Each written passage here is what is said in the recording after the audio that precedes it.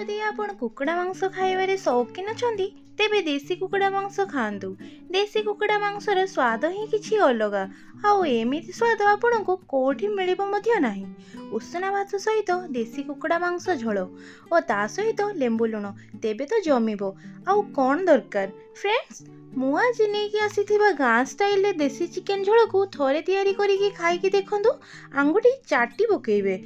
ନମସ୍କାର, ମୁଁ ସ୍ନେହା ସ୍ପାଇସି କିଚେନକୁ ଆପଣମାନଙ୍କୁ ଅନେକ ସ୍ୱାଗତ। ଭିଡ଼ିଓଟିକୁ ଫୁଲ୍ ୱାଚ୍ କରନ୍ତୁ। ଭଲ ଲାଗିଲେ ଲାଇକ୍ କରିବେ, ସେୟାର କରିବେ, ଚ୍ୟାନେଲରେ ନୂଆ ଥିଲେ ସବସ୍କ୍ରାଇବ୍ କରିବାକୁ ଜମା ଭୁଲିବେନି। ତ ଚାଲନ୍ତୁ ଦେଶୀ କୁକୁଡ଼ା ତରକାରୀ ଷ୍ଟାର୍ଟ କରିବା। ପ୍ରଥମେ ମୁଁ 2 ବଡ଼ ଚାମଚ ସୋରିଷ ତେଲ ଦେଇ ଆଳୁ ଭାଜି ନେଉଛି। ଆଳୁ କାଢ଼ି ସାରିଲା ପରେ ସେଇ ସେମ୍ କଡ଼େଇରେ ଆଉ 150 ଗ୍ରାମର ତେଲ ଦେଇ ଦେଉଛି। ତେଲ ଗରମ ହେଇଯିବା ପରେ ମୁଁ ସେଥିରେ 1 ଚାମଚ ଚିନି ଦେଇ ଦେଉଛି। ମୁଁ ସେଥିରେ କିଛି ଗୋଟା ମସଲା ପକାଇ ଦେଉଛି। ଗୋଟା ଗରମ ମସଲା ଟିକେ ଭାଜି ହେଇଯିବା ପରେ ମୁଁ ସେଥିରେ 4ଟି ବଡ଼ ସାଇଜର ପିଆଜକୁ ସରୁ ସରୁ କାଟି ନେଇଛି, ସେସବୁ ପିଆଜକୁ ଦେଇ ଦେଉଛି। ପିଆଜ ଭଲ ଭାବରେ ସିଝିବା ପାଇଁ ମୁଁ ସେଥିରେ ଅଳ୍ପ ଟିକେ ଲୁଣ ଆଡ଼୍ କରିଦେଉଛି। ପିଆଜକୁ ଗୋଲ୍ଡେନ ବ୍ରାଉନ୍ ହେବା ପର୍ଯ୍ୟନ୍ତ ଭାଜିବା। ଏଇଠି ମନେ ରଖିବେ ଫ୍ରେଣ୍ଡସ୍, ପିଆଜକୁ ଜମା ବି ହାଇ ଫ୍ଲେମ୍ରେ ଭାଜିବେନି, ନହେଲେ ପିଆଜରେ କଲର୍ ଆସିଯିବ କିନ୍ତୁ ସିଝିବନି। ଏଇଠି ଦେଖିପାରୁଥିବେ ଫ୍ରେଣ୍ଡସ୍, ମୋର ପିଆଜ ଗୋଲ୍ଡେନ ବ୍ରାଉନ୍ ହେଇଯାଇଛି। ଏଇଠି ମୁଁ ଏବେ ଅଦା ଓ ରସୁଣ ପେଷ୍ଟ ଦେଇ ଦେଉଛି।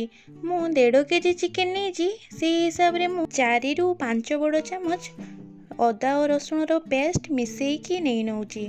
ମସଲା ହାଲକା ଭାଜି ହେଇଯିବା ପରେ, ମାନେ ତାର କଞ୍ଚା ସ୍ମେଲ୍ ଯିବା ପର୍ଯ୍ୟନ୍ତ ଆମେ ତାକୁ ଭାଜିବା। ଲୋ ଫ୍ଲେମ୍ରେ ମସଲାକୁ ଭାଜିବା, ଯାହାଫଳରେ ମସଲାର ଗୋଟେ ଭଲ ଫ୍ଲେଭର୍ ଆସିବ ଏବଂ ମସଲା ଭଲ ଭାବରେ ଭାଜି ହେଇଯିବ।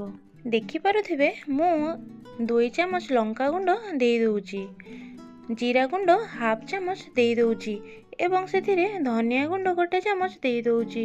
ହଳଦୀ ଗୁଣ୍ଡ ମଧ୍ୟ ମୁଁ ସେଥିରେ 1 ଚାମଚ ଦେଇ ଦେଉଛି। ତାପରେ ଭଲ ଭାବରେ ମସଲାକୁ ଭାଜି ନେଉଛି। ମନେ ରଖିବେ, ମସଲା ଗୁଣ୍ଡ ଆଡ଼୍ କରିବା ସମୟରେ ଗ୍ୟାସ୍ର ଫ୍ଲେମ୍କୁ ଲୋ କରିନେବେ, ନହେଲେ ଆପଣଙ୍କର ମସଲା ଗୁଣ୍ଡ ପୋଡ଼ିଯାଇପାରେ। ମସଲାକୁ ମଧ୍ୟ ଲୋ ଫ୍ଲେମ୍ରେ 5ରୁ 10 ମିନିଟ୍ ଭଲ ଭାବେ ଭାଜି ନେବେ, ଯେପରି ମସଲାରୁ ତେଲ ଅଲଗା ହୋଇଯିବ। ମସଲା ଲାଗିଗଲେ ଅଳ୍ପ ପାଣି ମଧ୍ୟ ଦେଇକି ଭାଜି ପାରିବେ। ଏଇଠି ଦେଖିପାରୁଥିବେ ଫ୍ରେଣ୍ଡସ୍, ମୋ ମସଲା ପୁରା ରେଡ଼ି ହେଇଗଲାଣି, ବହୁତ ସୁନ୍ଦର କଲର୍ ମଧ୍ୟ ଆସିଯାଇଛି। ତ ଚାଲନ୍ତୁ ଏବେ ଆମେ ମାଂସକୁ ପକାଇ କଷି ନେବା। ଏଇଠି ଦେଖିପାରୁଥିବେ ଫ୍ରେଣ୍ଡସ୍, ମୁଁ ସ୍କିନ୍ ଲାଗିଥିବା ମାଂସ ନେଇଛି। ଆପଣ ଚାହିଁଲେ ବିନା ସ୍କିନ୍ ବାଲା ମାଂସ ମଧ୍ୟ ନେଇପାରିବେ, କିନ୍ତୁ ସ୍କିନ୍ ଲାଗିଥିବା ଦେଶୀ କୁକୁଡ଼ା ମାଂସ ଖାଇବା ପାଇଁ ଅଧିକ ସ୍ୱାଦିଷ୍ଟ ଲାଗିଥାଏ। ତ ସାଙ୍ଗମାନେ, ଏବେ ଦେଖିପାରୁଥିବେ ମାଂସ ପକାଇ ସାରିବା ପରେ ମୁଁ ଏଥିରେ ଆଉ 1 ଚାମଚ ଲୁଣ ଦେଇ ଦେଉଛି। ପିଆଜ ଭାଜି ହେଲା ବେଳେ ମଧ୍ୟ ଆମେ ଲୁଣ ଦେଇଥିଲୁ, ସେହି ଅନୁସାରେ ଦେଖିକି ଲୁଣ ନେବେ। ଏବେ ମାଂସକୁ ଭଲ ଭାବରେ କଷି ନେବା ଏବଂ 5ରୁ 10 ମିନିଟ୍ କଭର୍ କରିନେବା। କଭର୍ କରିନେବା ମଧ୍ୟରେ ଆମେ ମଝିରେ ମଝିରେ କଭର୍ କାଢ଼ି ମାଂସକୁ କଷିବା, ଯେପରି ମାଂସ ଆମର ତଳପଟୁ ଲାଗି ନଯାଉ। ଏବେ ଦେଖିପାରୁଥିବେ ମାଂସରୁ ଆମର ପାଣି ବାହାରି ସାରିଛି। ଏହାକୁ ଶୁଖାଇବା ପର୍ଯ୍ୟନ୍ତ ଆମେ ମାଂସକୁ କଷିବା। ଏହିପରି ଭାବରେ ଆମେ 30ରୁ 45 ମିନିଟ୍ ପର୍ଯ୍ୟନ୍ତ ମାଂସକୁ କଷିବା। ପରେ ମାଂସ ଆମର ଭଲ ଭାବରେ ସିଝି ପାରିବ। ଏବେ ଆମେ ଭଜା ଆଳୁକୁ ଆଉ 5ରୁ 7 ମିନିଟ୍ କଷି ନେବା।